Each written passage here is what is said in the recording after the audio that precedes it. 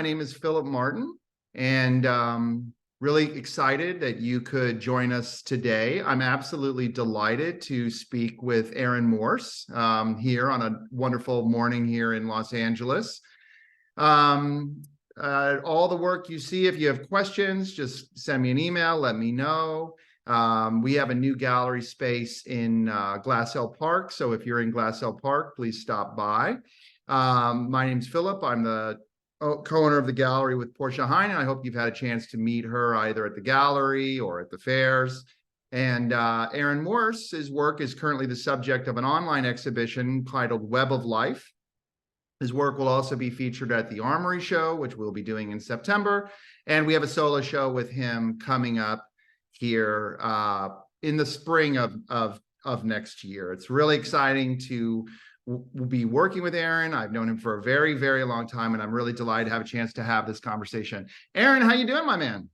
I'm well. Thanks, Philip. Thanks for having me. Yeah, so this is just a little intro shot to give people a sense of some of the scale of some of your works. Our show is entitled Web of Life, and this is a painting called Cave Beasts. What about the title Web of Life? Where does that come from? It seems like an appropriate one for your work. Yeah, many of my titles come from books in my collection or books that I've seen.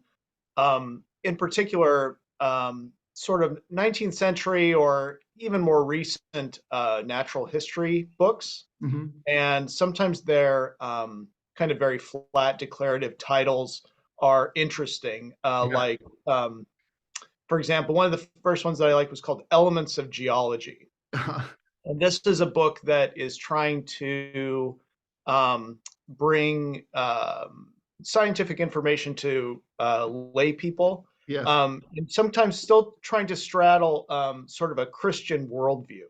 So these books are sometimes kind of funny that way to us. They look a little bit out of date. But, so a term like elements of geology, what are the elements of geology? Are we elements of geology? So I like that sometimes these things can have poetic or slightly ironic meanings. Web of Life is another title for a book. And, we've all seen that phrase in some form or another, the food web, small creatures eat plants and then they're eaten by other larger creatures. And then still larger creatures. And then when they pass away, they decompose and they become the food for bacteria and plants, and it starts all over again. So that's sort of where that title comes from. The linkage among different things. Yeah. Well, I mean, I think, you're getting us right away into some questions and things I love about your work. I mean, of course, the works are incredibly beautiful. You're incredibly technically skilled with regard to painting and watercolor and printmaking, an array of mediums, and we can kind of get into that.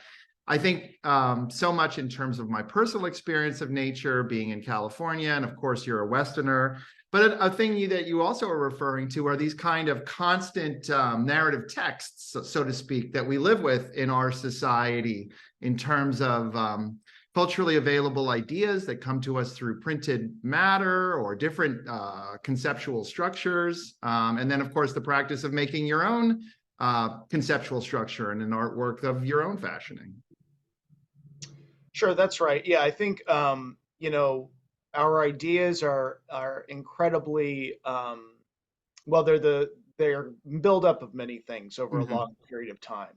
And so, the way that we see images and the way artists make images is based on all the other images that they have sort of seen and made and come before. Sure. So we put our own personal spin on it.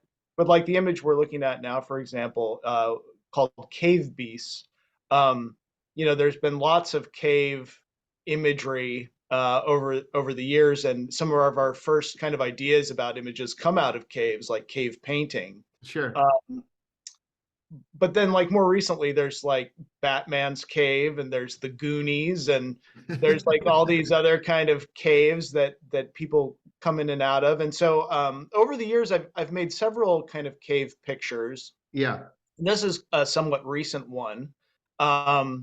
And it has a slight hallucinatory feel. It also relates a little bit to Plato's cave, which is, a philosophical sort of allegory discussion about sort of the nature of knowledge and reality. And what would you know if you actually had only ever lived in a cave and seen shadows on the wall? Yeah. If you were brought out into the real world, you would be sort of shocked and stunned, and it would be difficult to relate back to the people in the cave what you had seen in the real daylight world.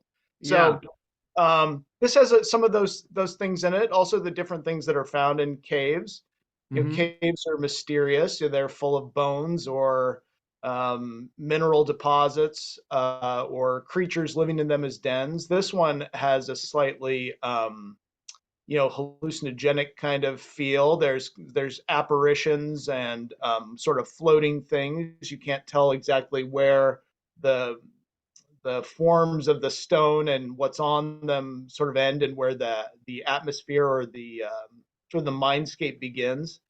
So that's kind of what this one turned out to be. I mean, I say all that when I'm making the painting or starting the painting, I don't think that that's necessarily what it's going to be about. Yeah. That evolves. Yeah. So what about a piece like this one? Yeah, this piece is called Prairie Fire, and also relates to other paintings that I've made over the years.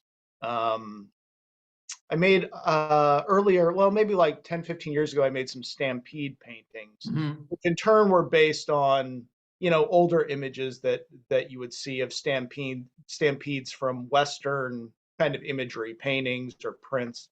And so this one is called Prairie Fire, and you can see that there are a bunch of different kinds of animals in it, some of which do not really quite belong together. A pelican and a cheetah and a sheep. So perhaps they've escaped some sort of a zoo or sanctuary. I'm not sure, but I like that there was a bunch of different kind of slightly unsorted animals existing and running together. I have part of the way that these images are made is I'll have a kind of a folder with images in them, either digital or real, and there'll be a lot of images of animals running in profile. And sort of what happens when you put those things together and sort of arrange them? Can you make something that feels convincing, even though it's made up of different parts? So that's where, and there's also a lot of other kind of prairie fire imagery in popular art. Yeah, I was surprised you mentioned Currier and Ives had done prairie fires, and of course, a lot of your work is about this, a lot of critique of a lot of the images that we might live with, particularly as Americans, and as we think more carefully about the complexities of landscape and the complexities of these origin stories that we want to tell ourselves with regard to all manner of issues, whether we're talking about race or economics or indigenous peoples. I was surprised that Currier and Ives had depicted prairie fires, because I think of there being something very idyllic in terms of their depictions, but I suppose our forebears were perfectly aware of all the things that were going on. Yeah. Well, the way I understand it, Currier and Ives, I guess, were we think of them as being kind of these nostalgic, like you're saying, warm images of home and like Christmas or people ice skating on frozen lakes. Sure. But they made, I guess, a huge number of prints for consumption, that people put in their homes or put in businesses and bars. So that's kind of how I know them. And then, they've been compiled in books. But yes, there are some prairie fire paintings where, frontiersmen are setting the prairie on fire, sometimes to try and save themselves from an oncoming fire.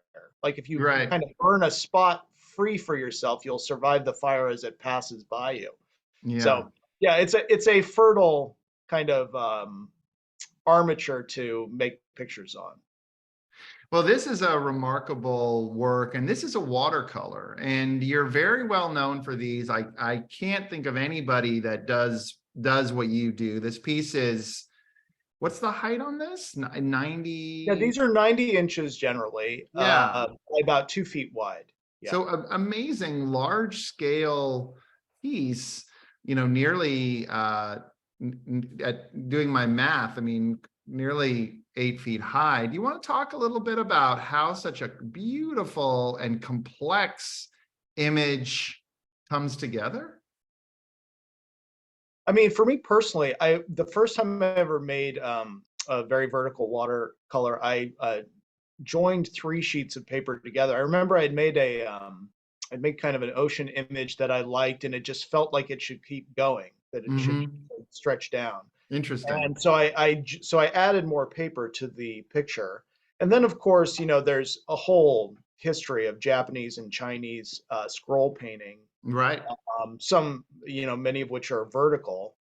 Um, and these have a fairly obvious kind of Japanese influence, the gradient and sort of the use of pattern, sort of abstract pattern to make up natural forms, kind of overlapping planes and images that create depth in a different sort of way. So yeah, I really enjoy painting these. They're also somebody has said to me that they also I guess we kind of scan up and down Yes. in our visual field, side to side, but definitely up and down. So I think that they are pleasurable to look at for that reason, because you can sort of begin at the top and work your way down. And sometimes the bottom of the picture is a very different place than the top of the picture, like in the mountain painting that sort of recedes into the ocean in the previous. And this is a slightly older painting, but of course you're going to Japan this summer. What about the vertical? You have the vertical landscape and the all over. I guess you kind of have answered that question, but it's worth pointing out to the viewer that it's a kind of different thing than the more horizontal landscape. Yeah, I think that's true. I think that it suggests something different than a horizontal view. It's more of a cross section, so I mean, it could lend itself to something scientific, I suppose, but I think it has less of that sort of Renaissance kind of way of showing a landscape in perspective. Yeah. This has a vertical perspective, but it's a very different way of constructing a landscape image. It's much more non-Western. It's more Eastern, I think, in its construction. Yeah.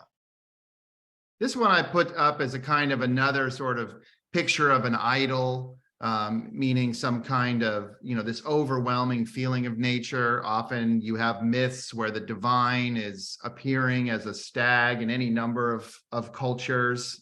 You have a woods person who's kind of a protagonist, but perhaps something else. Just a really beautiful piece. Yeah, thank you.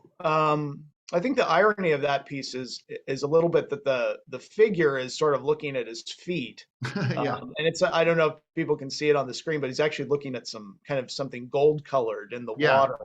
Yeah. And there's this sort of unnatural growth of minerals all around this spring. And of course, there's a white deer that that's magnificent, but he's not paying any attention to as it sort of rears and turns away.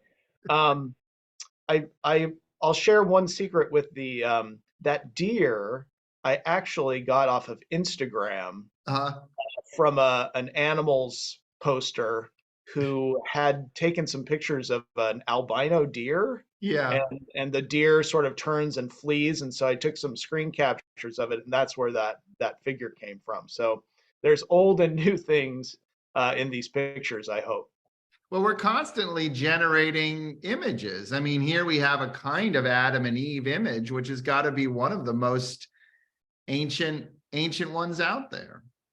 Yes. Yeah, and this is just a small study from the studio. I have made some kind of biblical inspired themed pictures in the past. I haven't done so many recently. They're not made from any sort of like abiding place of faith. It's just more the sort of biblical things, just like any mythology, have a lot of potential. So this was this figure is these figures are superimposed sort of over a kind of a star field, but it's in negative. So it has kind of a picture of the cosmos, comets and stars, but that it's been inverted so that space, instead of being black, is white, and then this sort of stencil-like shape defines the figures. But yeah, I don't know where this one's going. It's just a small piece.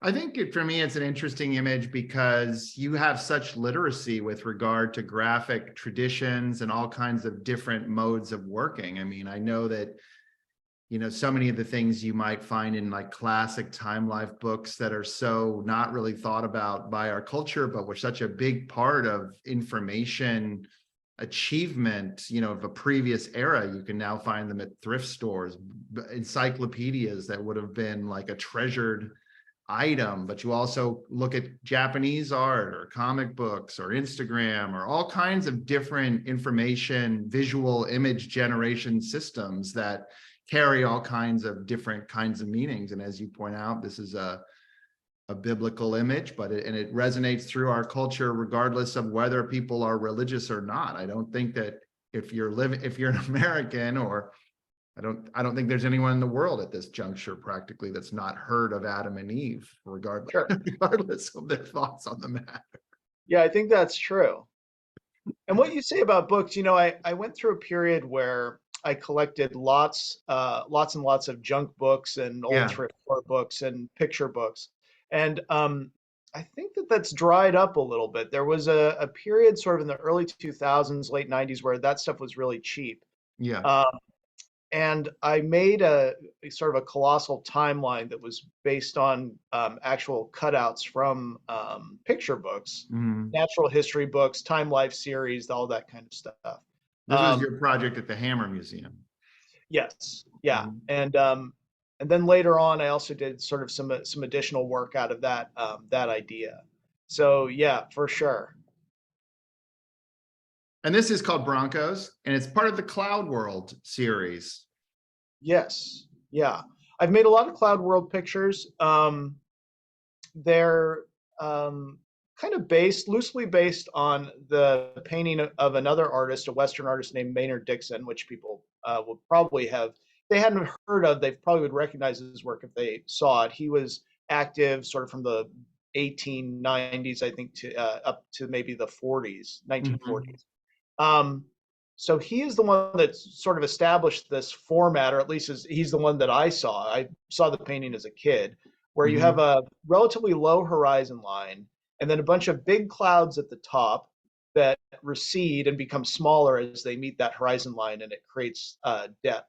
And I just thought that was a great format. So I've made lots of pictures that borrow that structure and then apply kind of different fields or different kinds of foreground images, different kinds of figures in sort of amongst those clouds. And so sort of what I like about that is then the activity on the ground is somewhat incidental perhaps to the timelessness of the atmosphere and what's happening in the sky. So in this one, No, go ahead.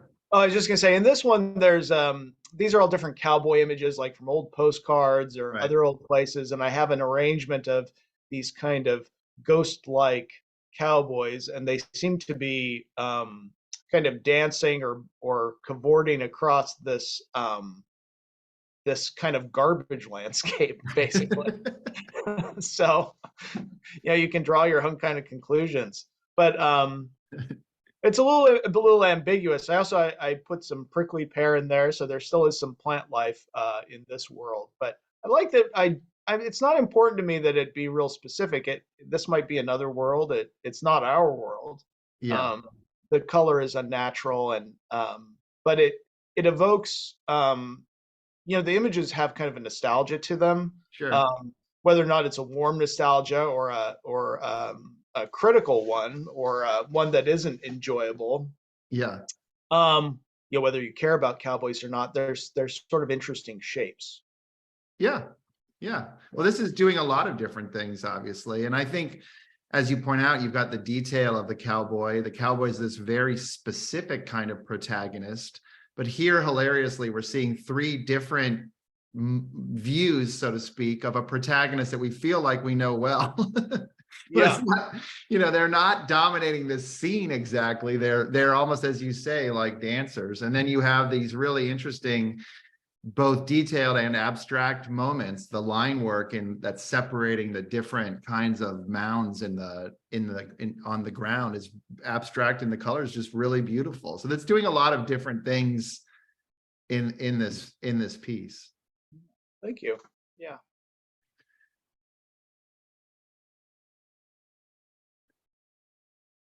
This is a beautiful piece called Night Creatures. Winged.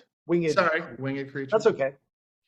And actually, I think I have the title slightly wrong too. I think I called it Winged Nature, but that's neither here nor there. Sometimes people mistakenly think that orb is a moon or a sun or something. But this is another cave painting to me. We're inside of a dark space and we're looking out this aperture into the world.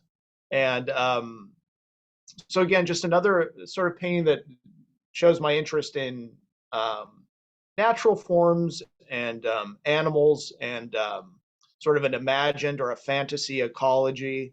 If you look close at a lot of these sort of fluttering winged things, some of them don't have heads, or they're not exactly what would you say? They're not exactly anatomical. Yeah. In terms of the way they're put together. And I sort of like that. I don't know if you've ever experienced this, but sometimes if you're out in nature and you'll see an animal, they don't look like what you think they're going to look like, or what the way they're not perfectly in profile in a book, or described by a painting or drawing. Sometimes they look, if they're crouched or moving or something, they have a very different appearance. So I think that's what inspired this. Yeah, it's just beautiful. It's just beautiful. I thought this was an interesting kind of, well, I'll let you talk about it. Okay.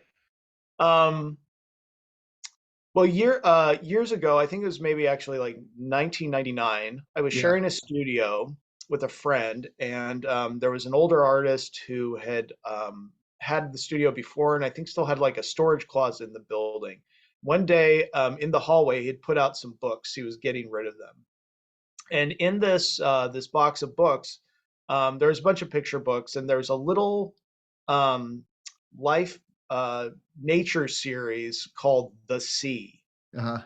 And flipping through this book, there was I'm not sure if it's a fold out, but there's a cross section that shows sort of the tops of a little bit of sky, the tops of the waves, and then a cutaway to underneath where you can see all the different levels of the ocean and all the different kind of sea creatures that live at different depths. And it's that cross section idea is an old idea, but it's very captivating in it because it allows us to see something that we normally are not able to see, which is the darkness under the ocean. So that's been something that I've come back to over and over again, and I think it has a lot of possibility because it can be I can use it as a point of departure for color or different kinds of content, different kinds of figures. So I've made lots of paintings over the years titled The Sea, which is also sort of an anodyne kind of title. It's sort of it's everything and sort of nothing at the same time. This one started off with a picture of some triathletes that I had seen. But it was a really good photograph, and I thought that if they were changed a little bit, they could look sort of like gods or nymphs or something coming up out of the ocean. So there's still a little bit of an inclination that they're sporting. They have kind of like water caps on their heads. There's also a man holding a pelican that looks like he's hunted. So and that's a theme I often go back to a lot. That sort of what would you say, predation, survival, how things survive and what the natural order of things is. So that's So that figure is in there sort of as a hunting figure, and then also that's his survival is sort of mirrored by the survival of the fish that are flying under the waves. Yeah. And they look a little bit, like, I think I painted them black. They sort of, in order to they would stand out. It looks a little like a Greek vase or something. Yeah, well, it does look like a Greek vase, and of course there's this kind of Turner-esque sky in the upper left that's really beautiful. And it's also, for me, I think when I saw this image it's always been such a brilliant painting. It's very complicated to me. It's very rewarding in terms of looking at it over time. You have this image that you do immediately recognize as a triathlete or some kind of Iron Man. The whole concept of the Iron Man, I think is really interesting. I think, your point is really interesting with regard to, say, the hunting thing, and we've talked a little bit about that. I think that's such an interesting part of the notion of the United States, is this, that so much of the relationship with the landscape as settlers came, and these conflicts between peoples, was this belief on the part of many European settlers that everything was just, there was nothing, it was just there to be taken, that you just go out into the landscape and you just take things, take things.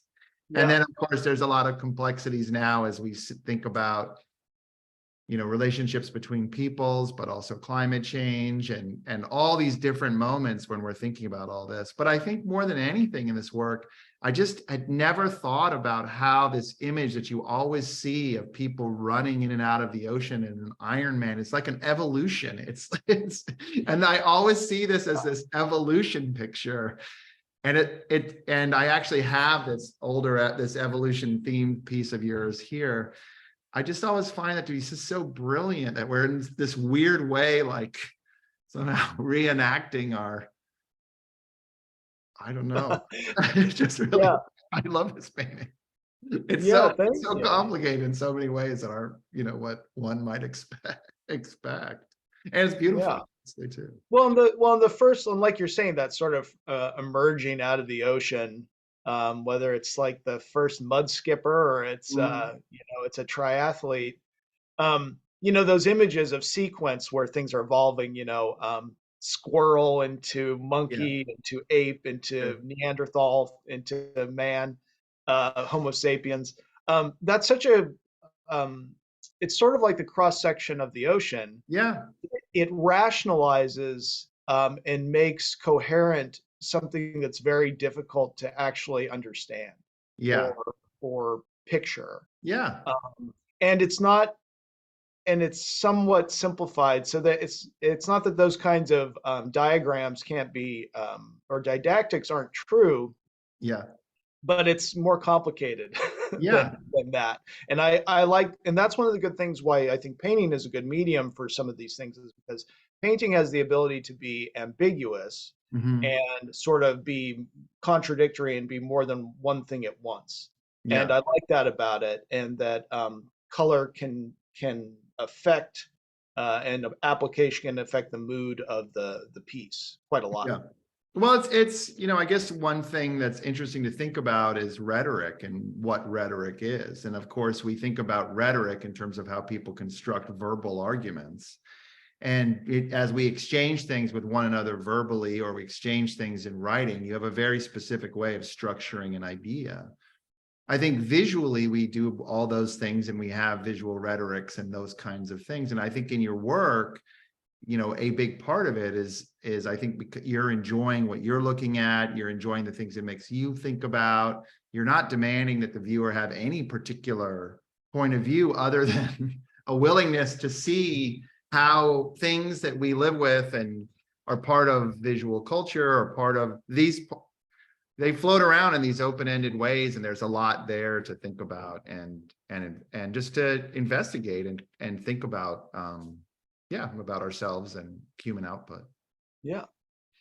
We're kind of at the end here. This is a beautiful, beautiful painting called Dragon's Garden. And we have this kind of hominid hunter in the upper corner exploring this amazing thing. Is there anything that you want to thought as we talk about this and kind of end the webinar, and maybe there's things that you want to talk about that you haven't had a chance to say so far? Or?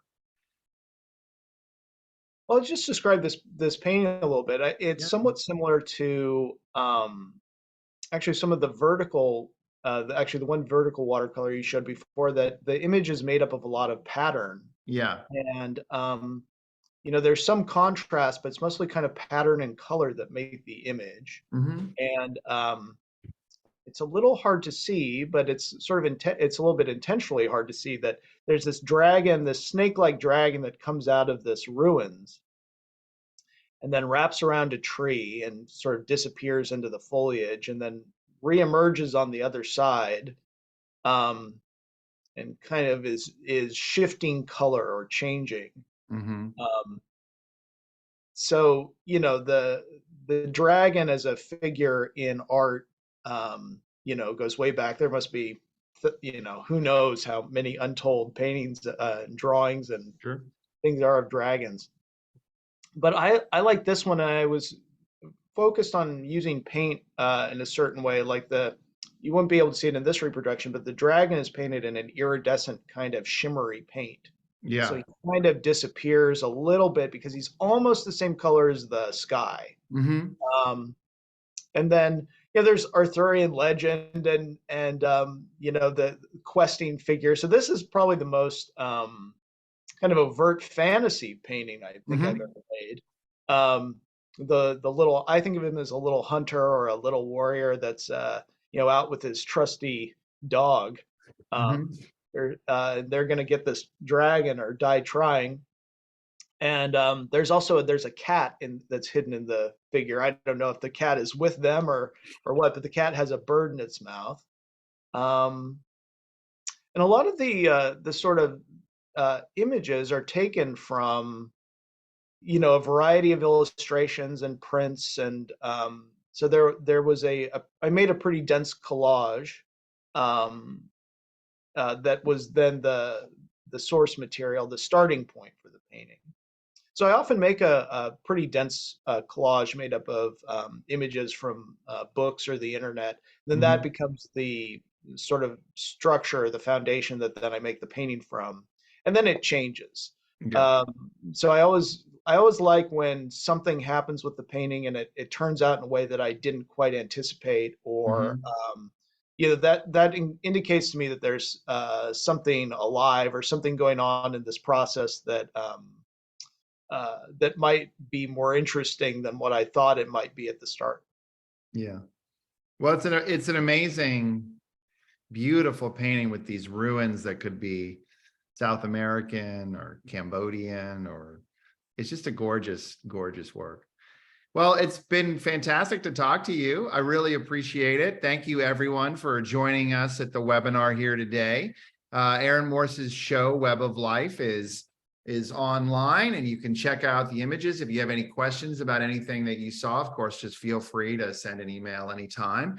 We'll be featuring Aaron's work at the Armory in New York in September, which is really exciting, and doing a solo show. And his work is coming up at a major exhibition at the University of Texas, which is going to be a huge painting on climate change. It's a really exciting show. So Aaron's got a lot of things going on and places to see the work. So Aaron, thanks for joining me today. I really appreciate it.